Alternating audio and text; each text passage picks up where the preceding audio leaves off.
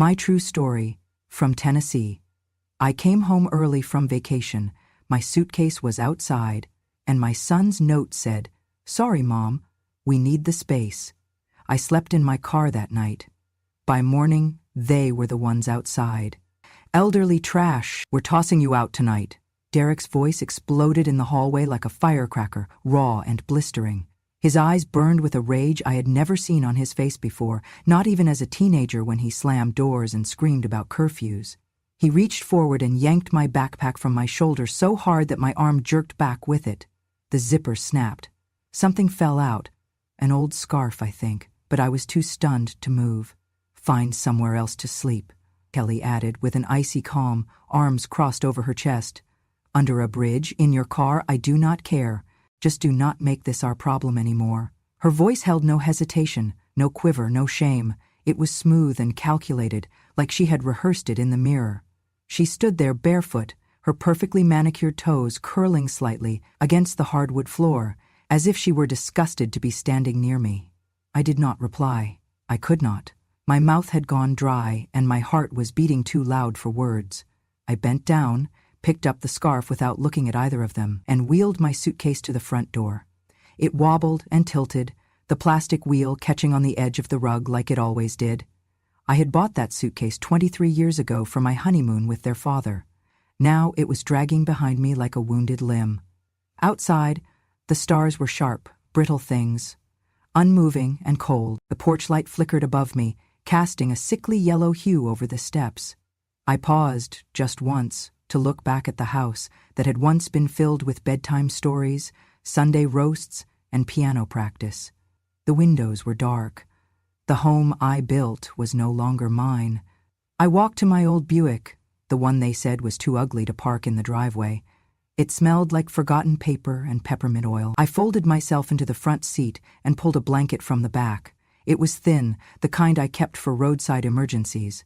I wrapped it around my shoulders, but it did nothing for the chill that had settled in my chest. I slept in the car that night, alone and shaking, with the engine off and the air bitter. I had raised them, and now they had exiled me like an intruder, but I made no sound. Even in the silence, I would not give them the satisfaction of hearing me break. The morning came quietly, as if ashamed of what it had to reveal. The sky was still gray when I opened my eyes. My back ached, my knees had stiffened into knots. I looked up and saw a garbage truck idling in front of the house.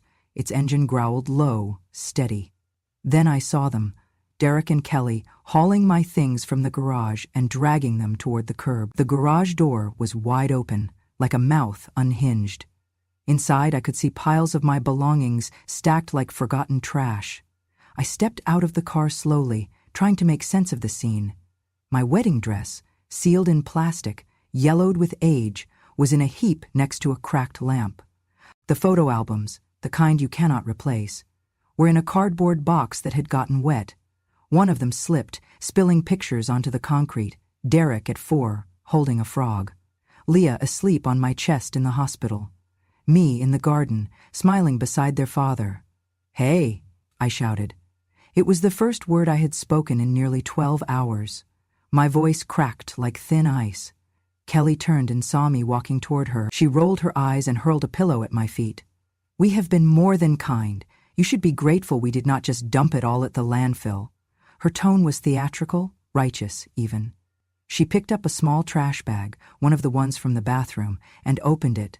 "Here, take this too." She stepped forward and dumped the contents over me. Toilet paper wrappers, makeup wipes, old receipts, some cigarette butts, and crumbs from Derek's late-night snacking fluttered down like ashes. I stood still, not flinching, not blinking. "Get out of our lives already," Kelly barked. "No one wants to look at you." Her words sliced deeper than the winter air. Derek, who had been silent, finally spoke. "You stink like an old shoe, you know that? Even the dog avoids you." He snorted a laugh, tossed a broken toaster into the pile, and then added with venom, "Why don't you call Leah?" "Oh, that's right, she ran away just like Dad did. Left you to rot." That one hurt. Not because it was true, but because he wanted it to be, because he needed it to be. I said nothing. I bent down and started picking up the photographs, one by one. My knees cracked as I crouched, but I kept going. I found a picture of Leah in her graduation gown, her face flushed with pride. Another of Derek as a baby, asleep in the bassinet I had sewn myself. The corners were frayed, the memories still intact. I kept my eyes on the ground. I did not let them see my face. My hands were shaking, but not from the cold anymore. Something inside me had shifted. Not snapped, but realigned. I remembered how many nights I had held Derek through fevers, how I had fought the school board to keep Leah in her art program, how I had eaten less just so they could have seconds. All of it. Every small and quiet sacrifice I had made like breathing. They thought they could throw me away. They thought their cruelty would silence me. But they had forgotten one thing. I remember everything. I placed the photos into my suitcase, one by one, carefully. I tucked the scarf over them like a shroud. Then I picked up a cracked mug, my favorite one, the one with "World's Best Mom" in faded letters, and held it in my palm. It was chipped now, the handle broken. But I would not leave it behind. I looked up at them, not with anger, but with something far more dangerous. Clarity. I zipped up the suitcase. The sound echoed down the driveway, louder than any scream. This was not the end. This was the beginning. I stood in the middle of the driveway, the morning chill brushing against my skin like ice needles. My suitcase sat at my feet, half-zipped, with fragments of a life they tried to erase still inside. I looked up at the house I once owned, once ruled, once prayed over. It no longer felt like mine, but the deed still bore my name. I pulled out my phone with a steadiness that surprised even me. The screen glowed against the early gray. I opened my contact list and pressed a name I had not used in months, William Morales, attorney at law. He answered on the third ring. "Mrs. Caldwell?" I did not waste time. "William, I need to lock down the trust. Effective immediately." There was a pause. "Are you okay?" "No," I said, "but I will be. I need the trust reactivated and any further access by Derek or Kelly blocked. They threw me out of my own house this morning. The assets are at risk." He inhaled sharply. "Understood. I'll get on it right away. I'll need your signature and a list of financial institutions. I'll be in touch." I ended the call. Then I called my daughter. It rang once, twice. On the fourth ring, she answered. "Mom?" Her voice, sweet and alarmed, broke something inside me, just a little. "Leah, sweetheart." "Mom, what's wrong?" "They kicked me out. Derek and Kelly. They put my things outside and dumped trash on me. I slept in the car." Silence. Then I heard it. A breath caught, not quite a sob. "I'm coming home," she said, "as soon as I can get a flight." "No," I said gently. "Do not rush. Just tell me what I can use. What can help me fight this?" Leah paused, thinking. "The security cameras," she said finally. "The ones Derek and I installed last year. You remember? After you slipped on the back steps? The system backs up to cloud storage. I still have access. I will give you the permission." I blinked. I had forgotten all about them. "There should be footage of everything," she added. "The shouting, them dumping your things, the threats. Use it. Mom, do not let them erase you." When the call ended, I stood straighter. For the first time in years, I felt something unfamiliar stir in my chest. Resolve. I went to the community library 2 towns over. Derek had blocked my Wi-Fi at home months ago, saying it interfered with their network. At the library, I accessed the camera system using the login Leah had texted me. There they were, clear recordings. Kelly throwing a bag of trash over me. Derek grabbing my arm and calling me names I would not repeat. My voice, quiet. My posture, still. My pain, visible. I downloaded them all. Then I started a new folder on my desktop, evidence. Each night, I made tea, jasmine or chamomile, whatever kept my nerves from unraveling. I read through the original trust documents my husband had signed before he passed. Derek had manipulated my grief back then, saying he would handle it all. I nodded, too numb to understand what I was giving away. Now I studied every word like it was scripture. I took notes. I highlighted terms. Irrevocable, breach, elder abuse, power of attorney. During the day I exercised lightly, walk around the block, stretching to keep my joints from locking. I was not preparing for revenge. I was preparing for court. One afternoon, while sorting through my medical statements, I found something strange. A bill for a life insurance policy I had never signed. It listed Kelly as the beneficiary. The policy had been opened 6 months ago, with forged documents. Camille, the local insurance rep, was listed on the file. I remembered her. Bright smile, loud voice. I called her. "Hi, Camille. This is Mrs. Caldwell. I need to ask you about a policy under my name, one I never authorized." There was silence, then a nervous laugh. "Oh, I thought Derek." "Derek what?" I asked, my tone quiet but firm. Camille stammered. "He said you were forgetful, that he had to manage things." I thanked her and hung up. Another note went into the folder. Later that week, I found a copy of a bank withdrawal form with my forged signature. $10,000, transferred into Kelly's personal account. They had been bleeding me dry while smiling at my casseroles. I recorded everything, the whispers, the paperwork, even voicemail messages Derek left on my phone, warning me not to stir up trouble. I stirred. The last clip I saved was from the living room camera. It showed Derek yelling into my face while Kelly stood behind him, arms folded, silent and complicit. I watched it twice. Then I opened the camera on my laptop, looked into it, and pressed record. My reflection stared back, aged, worn, eyes circled with exhaustion, but not broken, never broken. "Silence is no longer enough," I said. I held up my phone and played Derek's voice calling me worthless. Then Kelly shouting, "You should be grateful we didn't burn your junk." I stared back at my own face. "My name is Eleanor Caldwell. I am 68 years old. I have lived through loss, illness, childbirth, and betrayal. But this is not how my story ends." I leaned closer. They thought I would stay quiet. They thought my silence meant surrender. I clicked off the recording, renamed the file Declaration. I was no longer waiting for justice. I was calling it forward. The suitcase had been sitting in the back seat for days. I had not opened it since that morning they dumped my life into the driveway.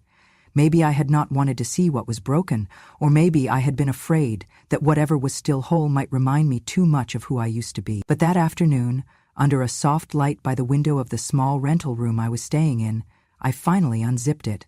The smell hit me first. Old perfume, dust, and something sour like spoiled memory. I began pulling things out, one by one. My husband's cufflinks, a dried rose from our 20th anniversary, a scarf Leah gave me before she left for her studies, a cracked mug wrapped in an old dish towel. And then I saw it, a small, blue USB drive nestled between 2 paperback books I had packed for vacation reading. I picked it up, turning it in my fingers.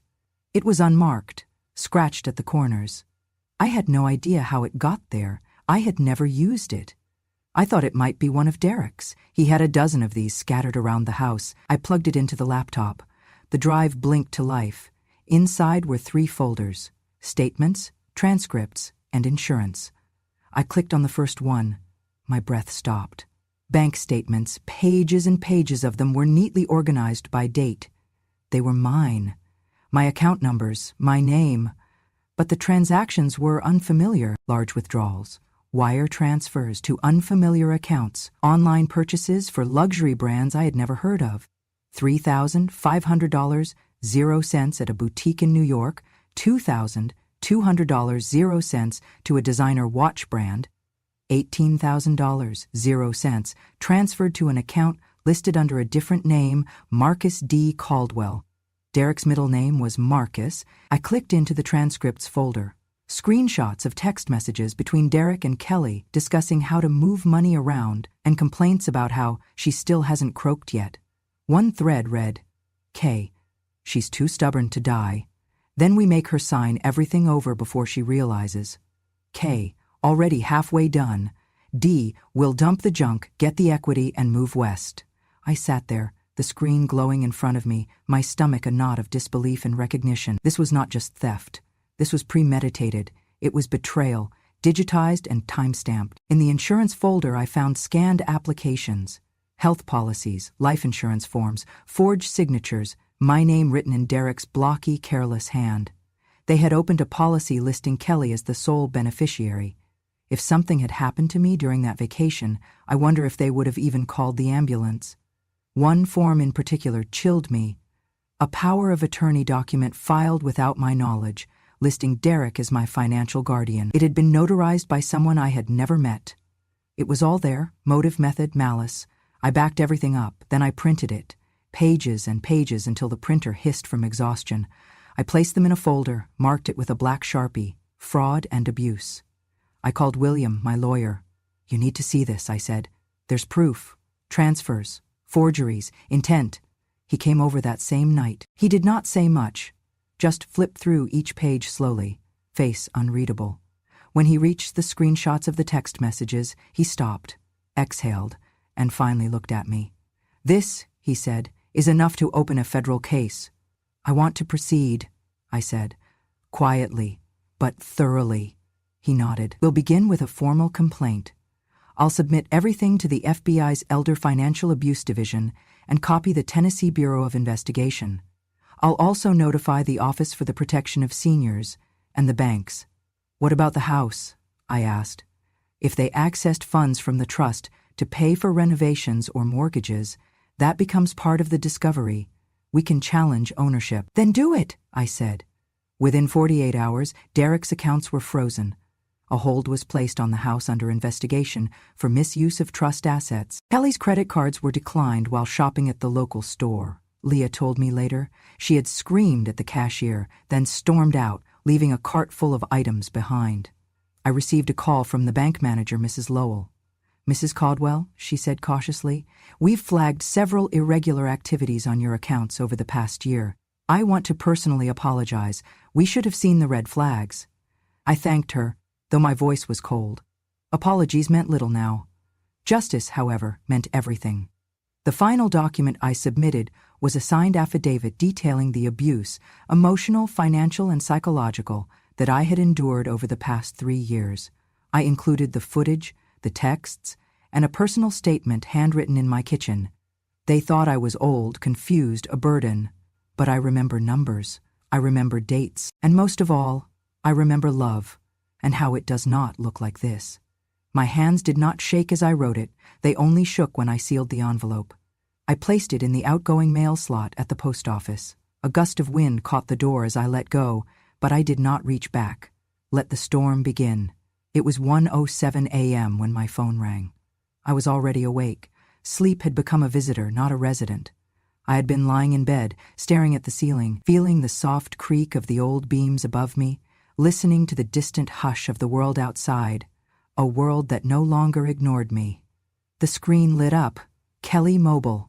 I let it ring once, twice, 3 times. Then I answered. "Mama," she said, her voice cracked and breathless, as if she had been running or crying. "They're here. The FBI. What did you tell them?" I stared at the ceiling, my mouth calm, voice steady. I told them the truth. For a moment, all I could hear was her breathing, sharp and uneven. Then a choking sound, panic wrapped in disbelief. "They said you filed federal complaints, that you submitted evidence. You went to the banks." "I did. They froze our accounts. Derek can't even buy gas. They put a hold on the house. They're saying I forged insurance documents." "Mama," her voice splintered, "you're gonna ruin us." I sat up, swung my legs over the bed, and let my feet touch the cold wood floor. "You ruined yourselves," I said quietly. "I just stopped protecting the lie." She began to protest, but I ended the call. I did not need to hear her sob. I had cried enough for all of us. The next day, the official letter arrived, an envelope bearing the seal of the Department of Justice. Inside, confirmation that the federal investigation was underway. Derek had been served with a subpoena to produce all financial documents related to my accounts, the trust, and any transfers made in the last 3 years. A separate inquiry had opened under the Elder Abuse Prevention and Prosecution Act. The evidence I had submitted, USB contents, security footage, forged documents, was now in the hands of people who had authority far beyond the reach of Derek's arrogance. I learned through my lawyer that Derek had been called into a preliminary hearing. Kelly had received a formal notice that the life insurance policies opened in my name were under fraud investigation. If convicted, she could face up to 10 years. They had gambled on my silence. They lost. I walked into town that morning to buy a new journal. The old one, filled with clipped grocery receipts, scribbled prayers, and worn corners, had run out of room. I chose a red leather-bound one, firm and weighty in my hand. On the first page I wrote, "Day 1, they called me elderly trash. Today the government calls me a plaintiff." Each night after that, I wrote. I documented every memory, every bruise to my dignity, every whisper I once swallowed. I recorded how many times Kelly said, "You're lucky we let you stay," and how often Derek rolled his eyes when I asked about my own money.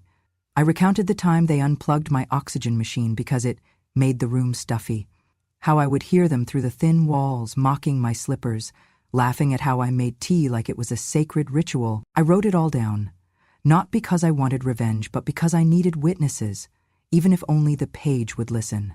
One night, I heard from Leah. "Mom," she said, "I saw the news. Local station, they're reporting elder fraud charges filed in Memphis. They didn't name you, but the timeline, it matches." "It's happening," I told her. "I'm proud of you.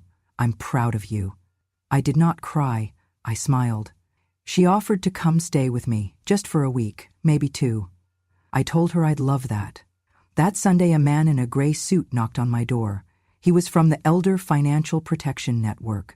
They were launching a regional awareness campaign and asked if I would be willing to speak, to share my story. "Why me?" I asked. "Because you fought back," he said. "Most don't." I thought of that night in the car, how I had curled up like a forgotten package, how I had stayed silent, too shocked to scream, and then how I had gathered broken things, not just objects but parts of myself, and turned them into evidence. I agreed to speak.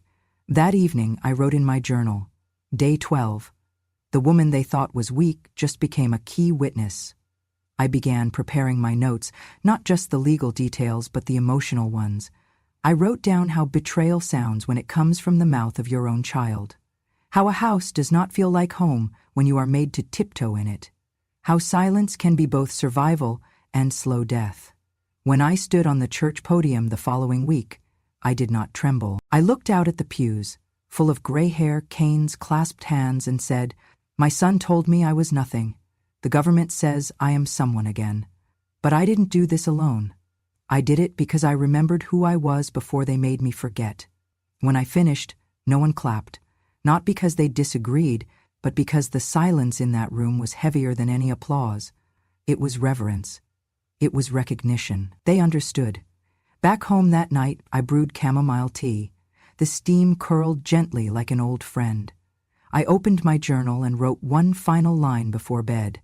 Justice does not shout. Sometimes it knocks at 1 a.m., and the liar is the one who answers in fear. And I, finally, slept without waking. It started with a single article. A local paper, the Tennessee Gazette, ran a story with the headline, "Mother Abandoned by Son, but She Saved Herself." The reporter had found the case file through public record. He had traced the timeline, the asset freeze, the fraud investigation. He had spoken with neighbors, courthouse clerks, and even the bank. But most of all, he had watched the footage, the security videos I had handed over, where Derek threw my suitcase, where Kelly dumped trash on me, where I stood still as stone. He did not name me fully. He called me Mrs. C. He used terms like elder neglect, domestic fraud, and silent strength. But everyone in town knew who it was. My phone rang constantly the day it came out. Old friends from church, women I had not spoken to in years, one man I had taught Sunday school with decades ago, all of them saying the same thing in different ways. "We saw. We believe you. We are sorry." That afternoon, Reverend Alden called from the local Baptist church. He asked if I would come speak at their next Wednesday gathering. It was a monthly series called Voices of the Valley, usually reserved for missionaries, doctors, and the occasional author. He said, "We want people to hear what silence looks like and what happens when it ends." I was hesitant. I was not a speaker. I was a woman who had spent most of her life making other people comfortable. But something inside me said yes. The night of the event, the pews were packed. I wore a soft blue cardigan, the one Leah had mailed me last Christmas. As I stepped to the pulpit, I felt a strange calm. Not performance, not fear, just truth, heavy and waiting. I looked at the rows of eyes, many kind, some stunned, and began. I was called elderly trash by the boy I raised. I was thrown out of my home by the woman I once considered a daughter. They said I had no place, that I was a burden. I paused. But I remembered who I was before they forgot, and when the law asked for proof, I had it. I spoke for 20 minutes. I did not read from notes. I told the story plainly, what they did, how I slept in the car, how I found the USB, how I built a case brick by brick from the fragments they thought I would throw away. When I finished, there was silence. Not uncomfortable silence, deep silence. Then a single clap. Then another. Then a wave. Afterward, people lined up to speak with me. A woman hugged me, whispering, "My daughter treats me the same." I thought I was alone. An older man in a worn veteran's cap looked me straight in the eye and said, "My son had me sign over my house while I was in the hospital. Thank you for standing up." A teenage girl said, "My grandma raised me. If anyone ever did that to her, I'd want her to fight like you did." But the one that stayed with me most was a man in his 70s who waited until everyone else had left. He approached, slowly, limping, eyes glassy. "I had to sleep in my shed for 2 weeks last year," he said. "My son said he needed my room for his office, told me I could be out back if I needed space. I still haven't told anyone that. Until now." He shook my hand. It was calloused, strong, but trembling. "You gave me permission to be angry," he said. I nodded. Anger is not wrong, silence is, when it lets abuse grow. That night, as I walked back to the small house Leah and I now shared, the air felt softer, the stars kinder. Inside, she had lit a candle and left out 2 mugs of tea. I sat down, let the warmth bleed into my hands, and opened my journal. Day 30. I spoke. They listened. But most of all, they remembered. And some of them found their voice, too. Justice had not come in a storm. It had come in layers, in documents, in hearings, in a voice that finally refused to tremble. I did not scream. I did not throw plates or curse names. I simply told the truth. And the truth, when spoken clearly, cannot be ignored. The new house was smaller, just 2 bedrooms and a sunroom, but it felt wider than the one they pushed me out of. It sat on the edge of town, near a stretch of woods where cardinals nested, and a modest garden patch that had once been overrun with weeds. Now, it was mine. Ours. Leah helped me turn the soil. She taught me how to compost banana peels and eggshells, and I showed her how to string beans along the wooden trellis like my mother once did. We planted rosemary, lavender, tomatoes. By week 3, tiny green sprouts had started to nudge through the dirt like shy children.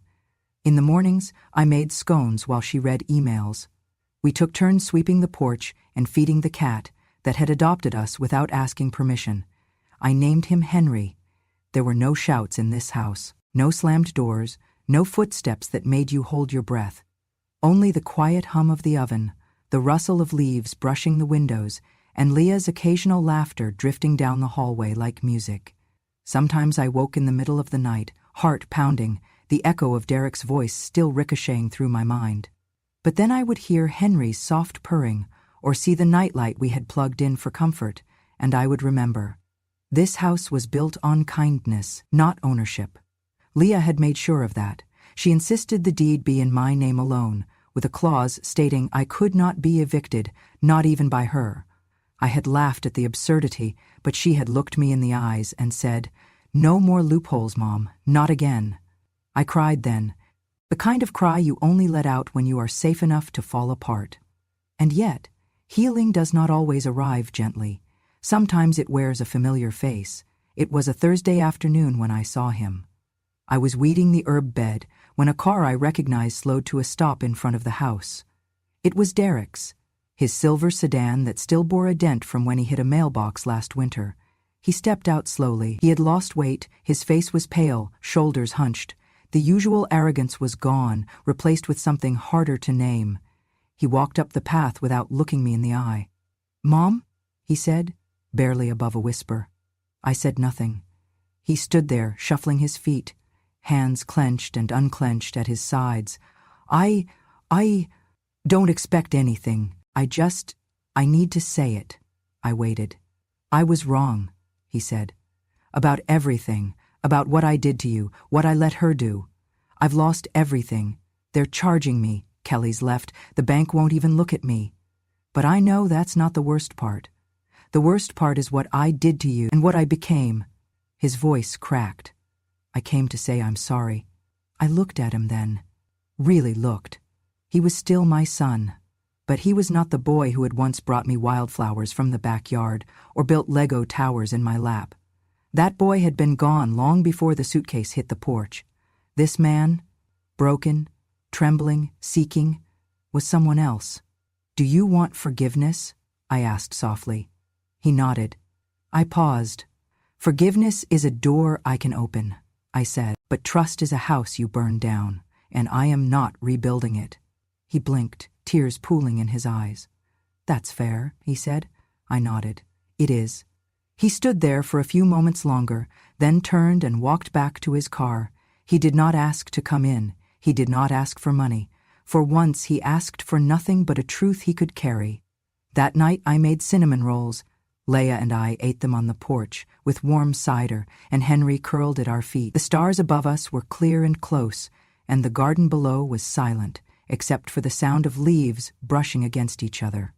I thought about what it means to be a mother, how often it means giving without receiving, how sometimes even your best isn't enough to stop someone from choosing darkness. But I also thought about what it means to survive that, to still bake bread, to still plant flowers, to still leave the door of your heart unlocked even if you never open it again.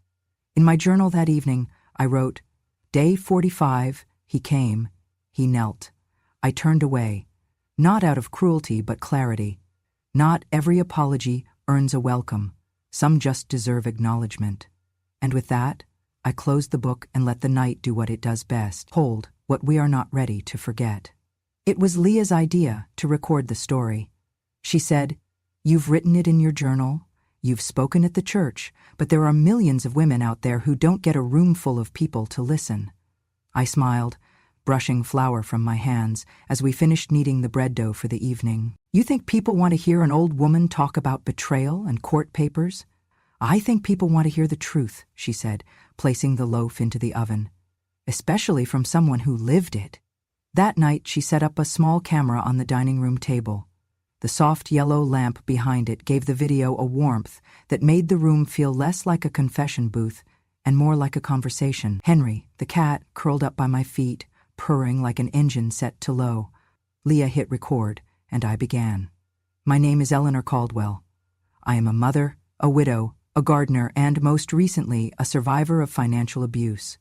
But I don't tell you that to gain pity. I tell you because I was once silent, and I want you to know that silence is not the same as weakness." I spoke slowly, from memory. I did not read from a script. I told them about Derek's voice yelling in the hallway, the suitcase on the porch, the cold car seat that became my bed for the night. I told them about the photos in the rain, the USB drive, the forged documents, and the letter from the DOJ. I told them about my quiet mornings with tea, my determination to learn the law, and the sound of justice knocking on a door that used to be mine. But I also spoke of healing, of rosemary sprouting by the back fence, of laughter returning to the kitchen, of Leah who never forgot me, even when I forgot how to fight for myself. I spoke for 34 minutes. When I finished, Leah wiped her eyes.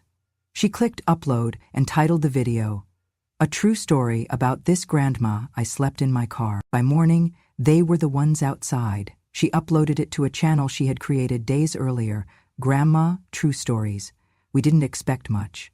But the next morning, there were 112 views. By lunchtime, 900.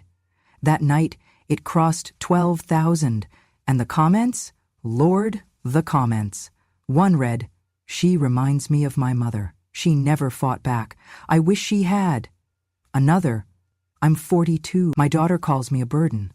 But tonight, I'm going to start writing everything down." And this one, the one that made me press my palm against my heart.